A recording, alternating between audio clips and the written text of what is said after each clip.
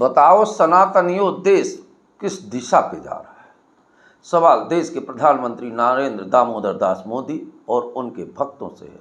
देश किस दिशा में जा रहा है और उस देश की परिभाषा क्या है, आपके शब्दों में जानना चाहता है पूरा देश। दोस्तों नमस्कार, मैं उमेश गौतम, समग्र प्रदेश समाचार से। आज बात करते हैं दिल्ली के जंतर मंतर में हो रहे आंदोलन और आंदोलन की हकीकत और सच्चाई जानते हैं और जानते हैं देश के प्रधानमंत्री की मंशा क्या है। ये जानना बहुत जरूरी है। एक व्यक्ति को नहीं, पूरे देश को जानना जरूरी है कि आखिर देश का प्रधानमंत्री क्या चाहता है। क्या इसे राष्ट्रभक्त कहा जा सकता है या इसे क्या देशभक्त कहा जा सकता है? तो आइए बात करते हैं इस सवाल पर कि देश का प्रधानमंत्री क्या चाहता है। तो पहले शुरुआत करते हैं कि जंतर मंतर में सवर्ण समाज वालों को आंदोलन करने की अनुमति नहीं मिली। तो आखिर क्यों? पहले ये वीडियो देख लीजिए। मुझे बताइए, ऐसे व्यक्ति को मौका मिल जाए तो हिसाब चुकता करेगा कि नहीं करेगा?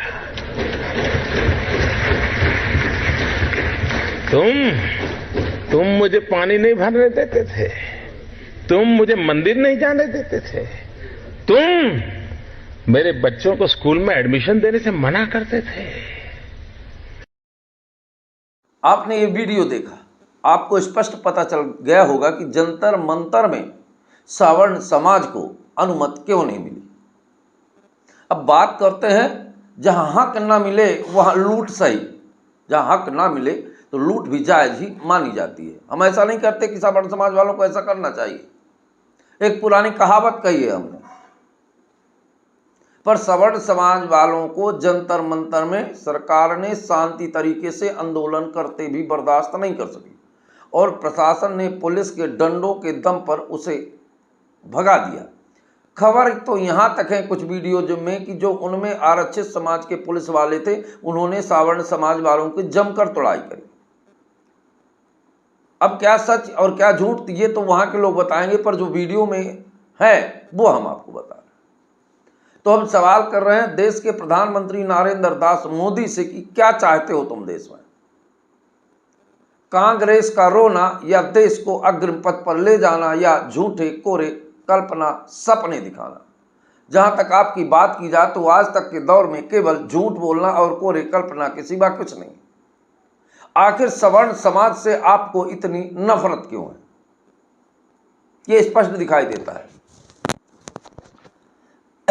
सवर्ण समाज शांतिपूर्ण तरीके से आंदोलन कर रहा था। दिल्ली पुलिस ने बर्बरतापूर्ण तरीके से उन्हें हटाया और यहां तक कि शासन के द्वारा उन्हें अनुमति भी नहीं दी गई आंदोलन करने की, जबकि काकरोच पार्टी जैसे लोगों को अनुमति दे दी गई। इससे यह साफ समझ में आता है कि भारतीय जनता पार्टी के लोग और भारतीय जनता पार्टी की सरकार सवर्णों से किस भेदभाव से बात करती है। और दुख तो इस बात का है कि जो हर समाज तिलचट्टों तक को अनुमति मिलती है, लेकिन सरकार सवर्ण समाज को आंदोलन की अनुमति न देके यह खुले शब्दों में चैलेंज किया है कि हमें जो करना है वो करेंगे, तुम्हें जो करना है कर लो। उसका एक कारण और है, सरकार जानती है कि देशभक्त और राष्ट्रभक्त लोग हैं, ये देश के लिए अपना जीवन कुर्बान कर देंगे, इतिहास गवाह है। तो ये कोई गलत काम नहीं करेंगे, ये आंदोलन नहीं करेंगे, ये रील्स नहीं बनाएंगे, ये माँ बहन की गालियां नहीं देंगे, ये नहीं कहेंगे कि पिस्टन फाइल में मोदी जी क्या है, ये नहीं कहेंगे कि मेलोडी का जो विगत चुनाव रैली में रील्स थी, मेलोडी के बारे में भी कई तरह के शब्द ये नहीं कहेंगे, क्योंकि ये सवर्ण समाज के लोग हैं, एक सभ्य समाज है। और मोदी जी को खुद भी सभ्य समाज पसंद नहीं है, क्योंकि उनके भाषणों की गर्मा, युवाओं के दिमाग में नक्सलवाद कहना, सेना के जवानों को शहीद को मरे हुए कहना, ये साबित करता है कि आखिर खून का रंग एक होने के बाद भी नेचर का रंग नहीं बदलता। हम ऐसा यूं कह रहे हैं कि क्या सवर्ण समाज के लोग देश के अंदर नहीं रहते? क्या उनकी कोई मानसा नहीं है? अगर मांगे गलत है तो संवाद किया जा सकता है। आखिर सरकार क्यों नहीं करती संवाद? ये बड़ा विचारणीय विषय है। एक दौर था जब नरेंद्र दामोदर दास ने हिंदू मुस्लिम के दाव पे खेला और काला धन वापस लाने की बात करी। तो ना तो आज तक काला धन आया, ना हिंदू मुस्लिम देश से बाहर हुए। इसने देखा कि हिंदू मुस्लिम का फंडा अब खत्म हो गया, लोग मुझे समझने लगे। इन्होंने अब जात जात में बांटने के लिए SC/SC एक्ट को मजबूत किया। देखे कि ये सवर्ण कुछ नहीं बोलते हैं, ये चुप हो जाते हैं, फिर UGC ले आए। उनका मकसद है सवर्णों को जड़ से खत्म करना, और सवर्णों को जब तक समझ आएगा तब तक ये पूरी तरह से खत्म हो चुके होंगे। ये सवाल सवर्णों का नहीं, सवर्णों के बच्चों का भी है। मानते हैं गरीबों को संरक्षण बहुत जरूरी है, पर यह क्या आर्थिक आधार पर मांग उनकी गलत है? अगर गलत है तो संवाद क्यों नहीं करते? देश के पहले प्रधानमंत्री हैं जिन्होंने संवाद से दूरी बनाई। कहा करते थे 56 इंच का सीना है। अंधभक्तों को ये बता दें कि कपड़ा सिलवाने के लिए मोटियार हो ही सकते हैं, पर दिलेरी दिखाने के लिए 56 इंच का सीना नहीं है। अगर दिलेरी दिखाना है तो जंतर मंत्र में जाएं, संवाद करें, जो आंदोलन होते हैं उनसे बात करें, पत्रकारों से वार्ता करें, देश में पूछे जाने सवालों पर जवाब दें, क्योंकि जवाबदेही सरकार की बनती है। उदाहरण के तौर पर बंबई हमलों में 3 आतंकवादी मारे गए और जो एक बचा उसे फांसी हुई, उसके बाद भी गृह मंत्री ने इस्तीफा दे दिया और सरकार ने अपनी जिम्मेदारी मानी। पर क्या भारतीय जनता पार्टी की सरकार ने कभी कोई जिम्मेदारी मानी? ऐसा लगता है जैसे बकलोली की सरकार चल रही है, मणिपुर जल रहा है, सरकार की कोई जिम्मेदारी नहीं।